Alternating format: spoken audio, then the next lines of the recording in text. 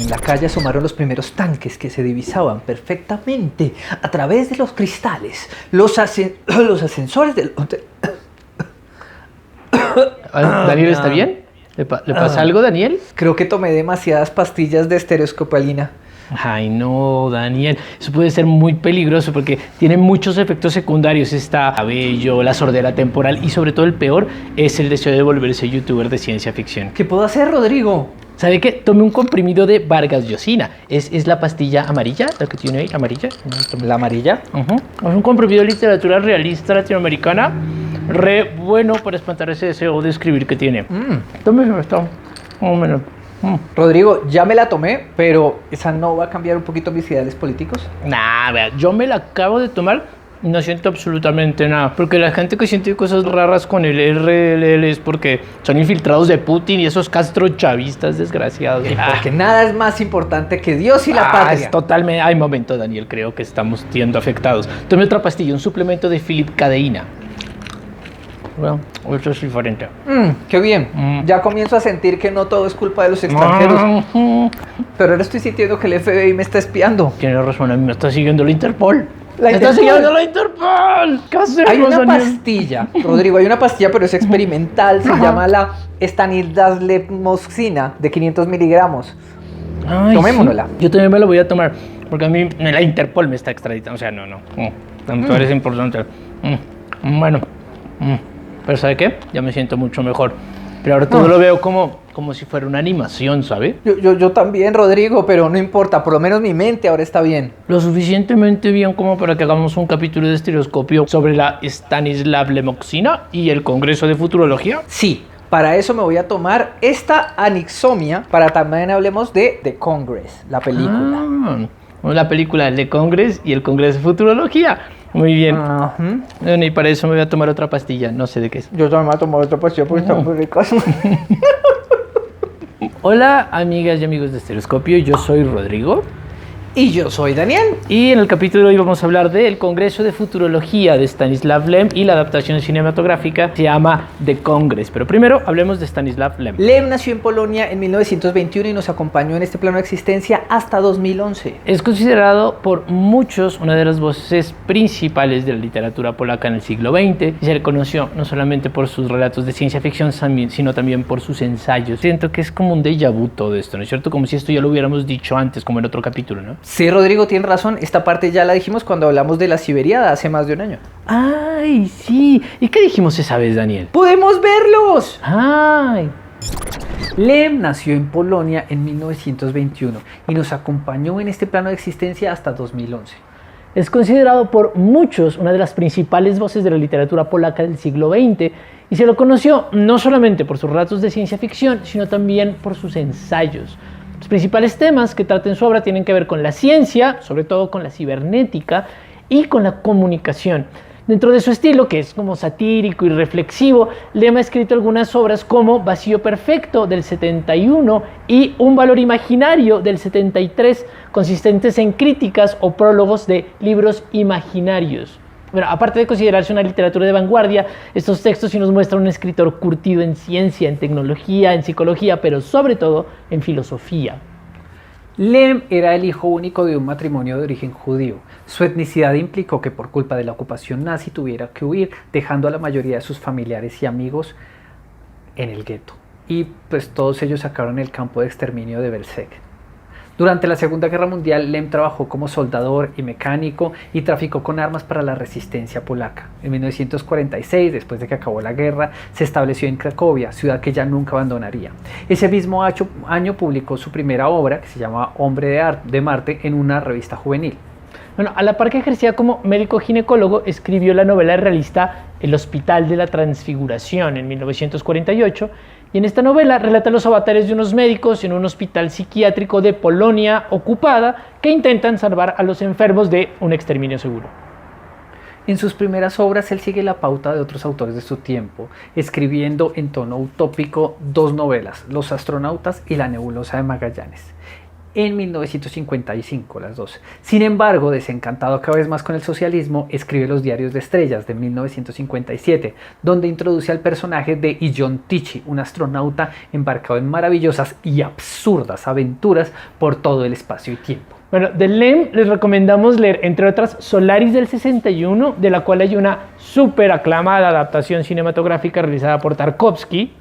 Y una muy mala por Steven Soderbergh en 2002, no la vean. Bueno, pero también les recomendamos leer Fábulas de Robots del 64, La voz de su amo del 68, El Congreso de Futurología del 71 es buenísima, La fiebre de Leno del 76 y también les recomendamos Fiasco de 1986.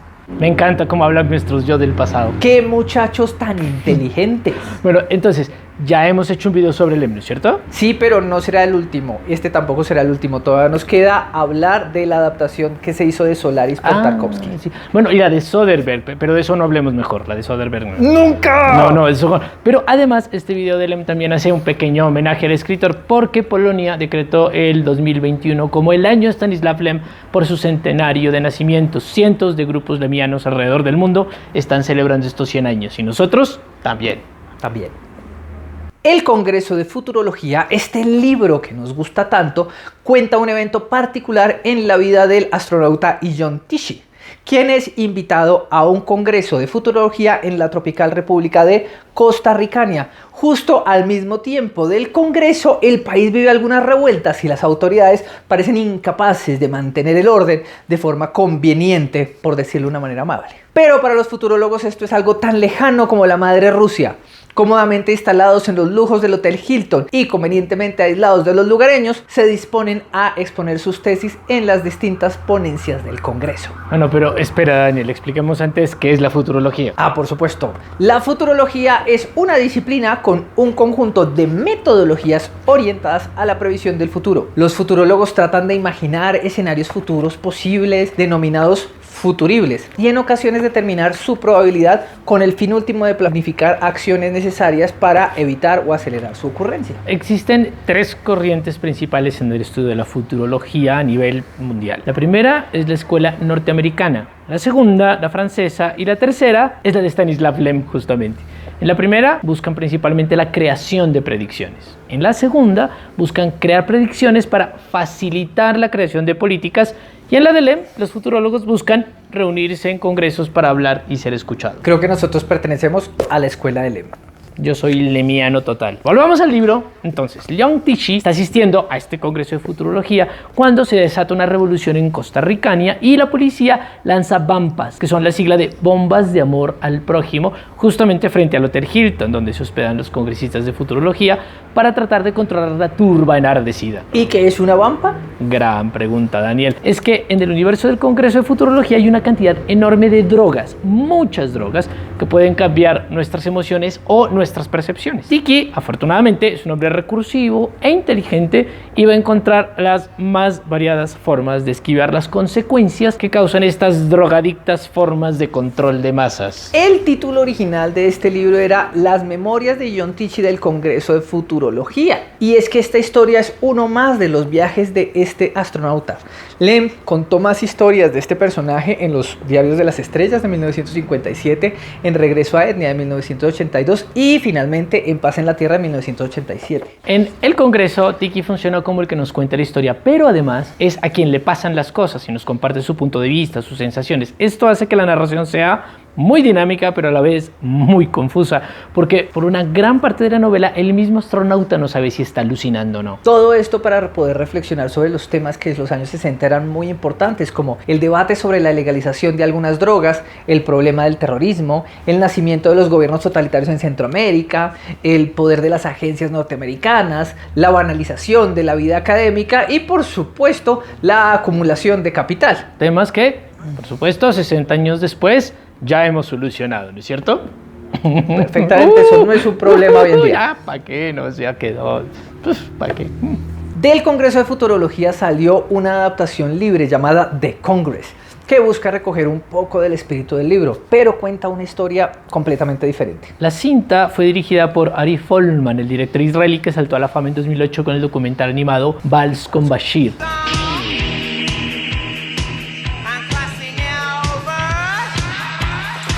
Tiene una maravillosa banda sonora hecha por Max Richter, famoso por, entre muchas otras cosas, el álbum Songs from Before, basado en los textos de Haruki Murakami.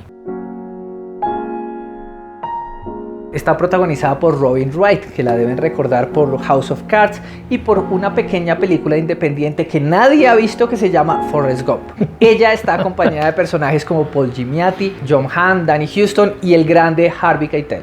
El gran Harvey. Esta película, que tiene una parte animada y otra con actores, cuenta la historia de Robin Wright, una actriz que tiene 2 hijos y a quien le ofrecen firmar el último contrato de su carrera, en el que autoriza el estudio a recrear sus habilidades interpretativas utilizando un avatar de ella. Ella, pues, obviamente se queja del contrato, en que en él pone que su clon podría participar en películas de, adivine qué, ciencia ficción, y ya todo el mundo sabe que hacer películas de ciencia ficción está terriblemente mal. Bueno, pero finalmente acepta y ella es digitalizada. Pasan los años, llega a un hotel en animación 2D donde para entrar hay que usar una droga que le permite a la gente ver el mundo animado, y de ahí en adelante, bueno, se desata una cantidad de aventuras psicodélicas que acaban justamente Espere, no, hasta acá, no más. Sí, lo importante, el asunto es, la película no es una adaptación fiel al libro. No hay Tichi, no hay profesor Taratoga, no hay costarricania, ni hay trasplantes de cuerpo, y los nombres de las cosas no son tan graciosos. No. Sin embargo, sí rescatan muchas de las escenas más sugestivas del libro, y finalmente el espíritu de Lem sí se hace presente durante toda la película. La animación de esta película es especial. En una época en donde tenemos la posibilidad de hacer personajes fotorrealistas y utilizar grandes efectos 3D, Ari Folman elige hacerlo utilizando métodos tradicionales que hacen que la película tenga un tono muy original, muy particular, y que la historia quede muy bien contada. Bueno, y queríamos hablarles el día de hoy del Congreso de Futurología de Stanislav Lem, que es uno de los grandes libros de Lem. Lo que pasa es que Lem no tiene como libros malos, todos sus libros básicamente son increíbles.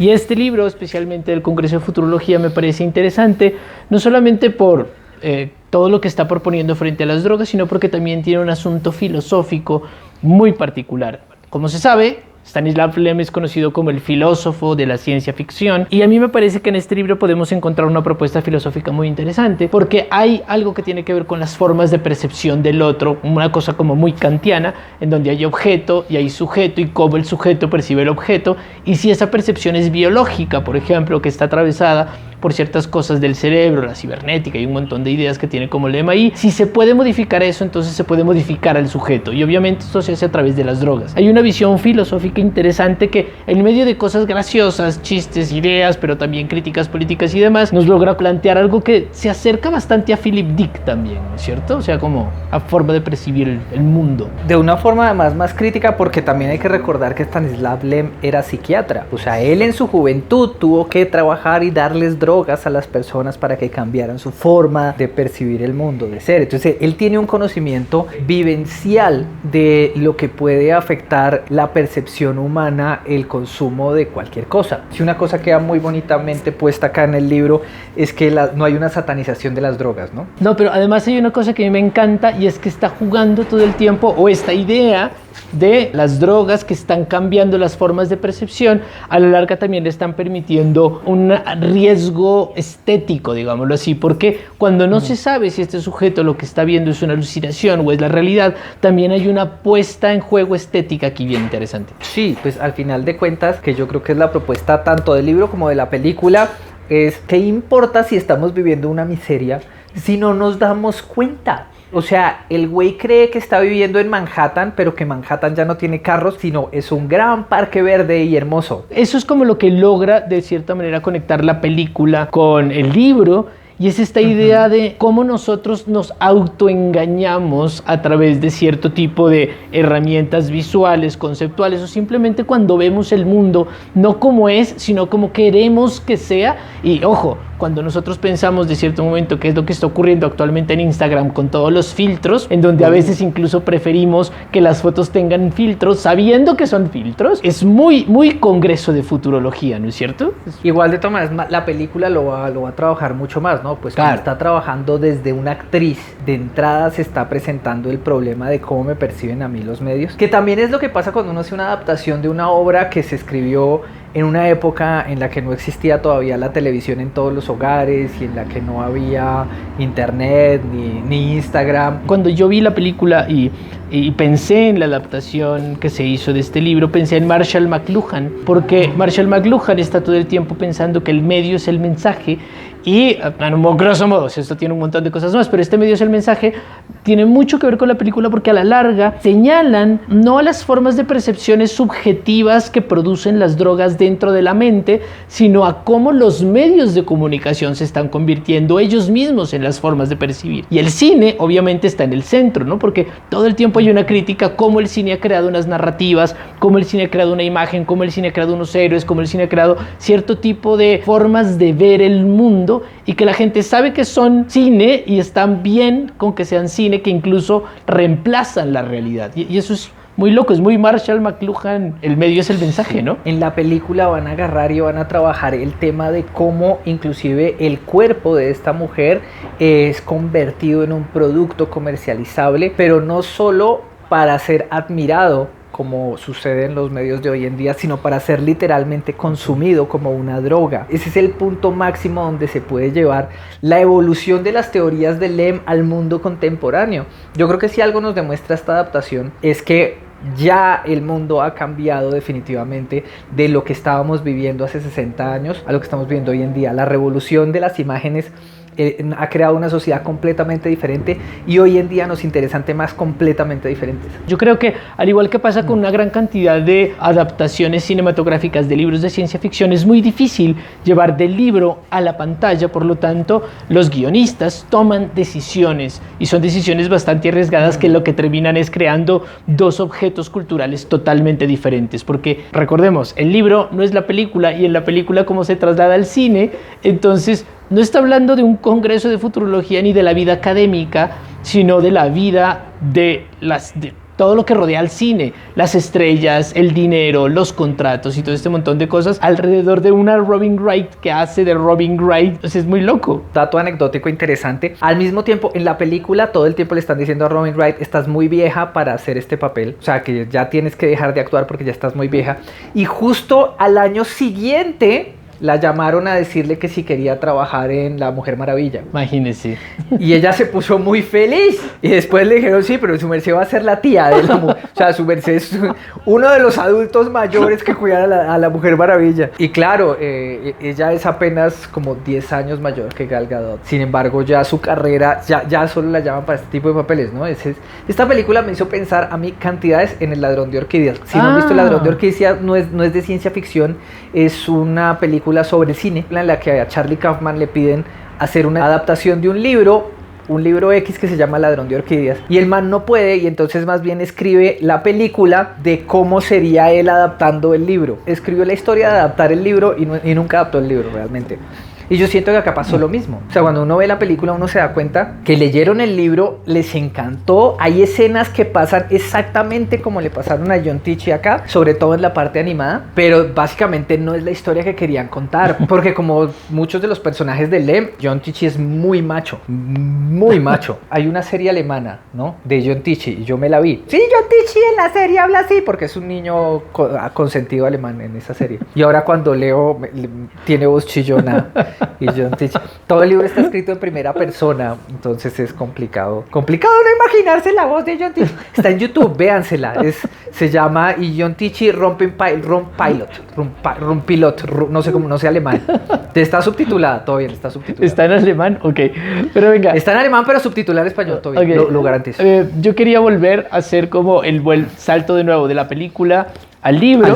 Y así como está claramente como que aprovechan para hablar sobre el cine y sobre todo esto que estábamos hablando, el libro aprovecha para hablar de los científicos, y no solamente de los científicos, sino del mundo académico. Si ustedes no son parte del mundo académico, les contamos, el mundo académico es terrible porque uno tiene que estar publicando todo el tiempo para que le den puntos, y entonces está Colciencias y que el A y que el B y que el C, y entonces hay un montón de cosas y hay toda una estructura alrededor del mundo académico. Por ejemplo, en literatura hay algo que se llama LASA, y en LASA hay como muchas mesas en donde todos quieren participar en LASAs, pero nadie escucha a nadie. Imagínense esto, en el Congreso de Futurología, las cosas son tan específicas de los futurólogos que uno tiene que saber de qué va a hablar la persona que va a dar la charla antes Uno de tiene que entrar. habérselas leído Uno antes. tiene que haber leído la charla antes de entrar para saber de qué va a hablar y poder participar, porque si no la ha leído, no la va a entender, entonces nadie va a ninguna charla. O sea, Pero tienen numerados los párrafos, y entonces el man solo llega y dice los números, y uno contesta con los números de los párrafos. es, Entonces hay literalmente una ponencia que es como 11, 23, 10, 15, y el otro se puso muy bravo y respondió 42, 23, y dice John Tichy, y yo estaba de acuerdo, pero 52. exacto, pero a ese tipo Así es el mundo académico. Así es el mundo académico, y a mí me parece que lo que hace Lem en ese espacio es como muy bueno, porque es un mundo académico que está como hablando de sí mismo, que solamente se escucha a sí mismo. Es un congreso de futurología, pero esa futurología solamente está encerrada dentro del congreso de los profesores. Hay toda una crítica también sobre cómo pareciera que el mundo académico solamente existe para que el mundo académico lo valide. Es decir, no existe nada por fuera. Permítame, le leo algo. Ok. Como es sabido, los científicos se dividen en sedentarios y viajeros. Los primeros se dedican desde siempre a las más diversas investigaciones, mientras que los segundos participan en un sinfín de conferencias y congresos internacionales, y es muy fácil reconocerlos, pues llevan siempre en la solapa del saco una pequeña tarjeta con su nombre y su título científico, y en el bolsillo los honorarios de las líneas aéreas. Y ahí sigue. Ojo, esto que parece tan gracioso pasa en la vida real. Muy gracioso porque es cierto. Porque es cierto. Es que está re bien. Y así es en todas las profesiones. O sea, no crean que porque nosotros no estamos en futurología o en las ciencias exactas, los congresos de nosotros no son así. Sí son así. Sí, tal cual. Sí son totalmente calcaditos. Y entonces para mí es muy interesante cómo en el argumento ese mundo cerrado de la futurología y ese mundo cerrado absoluto de que se autolegitima es roto por una protesta callejera. Es decir, a mí me parece muy simbólico el hecho de que afuera está ocurriendo una protesta, afuera está ocurriendo el mundo, afuera está ocurriendo como una gran serie de problemas sobre el totalitarismo, protestas, la policía, la opresión y un montón de cosas. Y adentro en el Hilton están todos los científicos hablando de sus cosas sin ver hacia afuera, y es en el momento de irrupción de esa realidad, digámoslo así, dentro del Congreso, cuando empiezan a aparecer como todo este montón de cosas que tienen que ver con las drogas, las formas de percepción, las formas de ver el mundo, y me parece muy simbólico que es una crítica ácida de Lem a esta separación entre los científicos del Congreso y el mundo real que está afuera, y que parece que son dos mundos totalmente aparte, ¿no? Y de mundos esto sigue, porque acuérdense, Lem va a viajar al futuro y le van a hacer trasplantes de cuerpo, le van a pasar 10.000 cosas. Antes de acabar, Rodrigo, yo quisiera leerte un último pedacito Por que favor. es mi párrafo favorito del libro, y esto es increíble. Lem ya viajó al futuro, ¿ok? Después, y John Tichy ya viajó al futuro. Está en el 2039. O sea, esto es el futuro, en esa época era lejano, hoy en día es como el futuro cercano. La historia interelectrónica nos habla de la síntesis de los sinsectos o insectos artificiales, entre los cuales los programadores, por ejemplo, figuraban en el artesanal armamentista. El clandestino o rozón es el robot que se hace pasar por un hombre y que se roza con el medio humano. El viejo robot que ha sido tirado en la calle por su dueño, por desgracia esto ocurre a menudo, se denomina trupets, lo cual significa cadáver o más o menos. Al parecer, antiguamente los que solían meter en una reserva y se organizaban cacerías en su persecución, pero dicha práctica acabó por desaparecer gracias a una ley promulgada al respecto por la iniciativa de la Sociedad Protectora de Robots. Sin embargo, este problema no se solventó completamente teniendo en cuenta que aún existe el robot suicida o automort.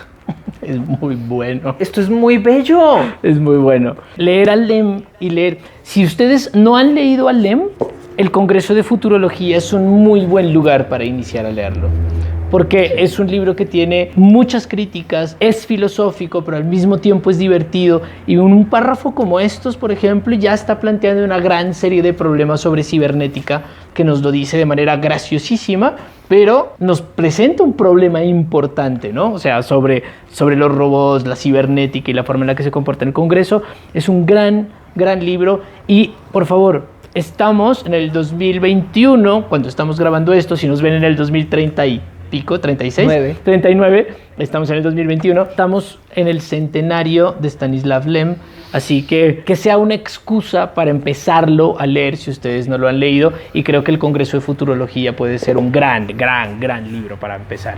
Bueno, también es que todos, Prix, No, mejor. Yo sé que nosotros antes dijimos que la Siberiana. Sí, también, pero es que todos son muy buenos. Y cuando hagamos el video de Solaris vamos a decir Solaris, empiecen por Solaris, ese es el primer libro que tienen que leer de Lem. Lem es muy bueno, nada que hacer. Y es divertido, ya, lean Lem. No voy a decir más, lean Lem. Bueno, y ahora nos llegó el momento de hacer una pequeña confesión. Anoche, Daniel y yo entramos a sus edificios, subimos a los tanques de Amway y pusimos unas drogas para obligarlos a suscribirse a Estereoscopio. ¡Suscríbanse! ¡Suscríbanse! ¡Suscríbanse! Y lean todos los libros de Lem por su centenario. Y si les gustó, déjenos acá abajo un like, un comentario, una fórmula química, una pastillita, un gas. Y toquen la campanita para que estén actualizados con todos nuestros videos y compártanos en redes. No se imaginan lo que esto nos ayuda. ¡Ayuda! ¡Ayuda! Y síganos en redes sociales. Yo estoy en Twitter como Daniel Alucinógeno Monje y Rodrigo está como Rutilio El Opacio Bastidas. Y en Instagram estamos como canal Rayita al Piso Estereoscopio. Estereoscopio.